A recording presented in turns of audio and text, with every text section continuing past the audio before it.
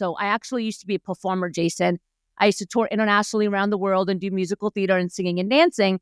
And I remember one time I was invited to, with a cast of about like 30, to perform at a mansion in Malibu. So I'm super excited. I got casted to do the show. I'm driving up Malibu, getting ready, practicing my songs. And then I get there. And if you know anything about performing, you walk your show. So even though you've done the show 1,000 times, every space is different dimensions, different microphones. So you have to like kind of walk your show before you actually perform it.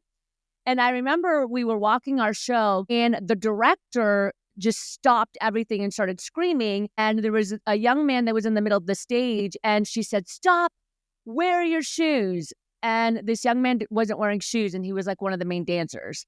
So he said, I forgot on my clothes, which, as you know, is like, you're a performer, you forgot your shoes, you're in tap dancing, that's a big no-no. So she continued to reprimand him on stage and said, if you don't find your shoes or if you don't get shoes in the next hour, we're going to cut you from the show. Now, I knew, and the rest of the cast knew, that if she cut him from the show, it was going to put more stress and strain on us as a team because we would need to fill that hole. That means that we would all need to change our positions. Some of us would have to relearn choreography. Like, we would have to basically start over in a short amount of time. And so we went to the green room. We took a break.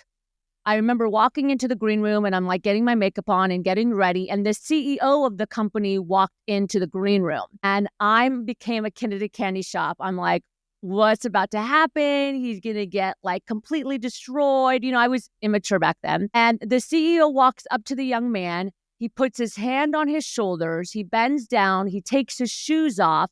He gives them to the young man to perform in. And for the next 4 hours, he walked around barefoot with the rest of the CEOs at the Malibu mansion. And that changed my life.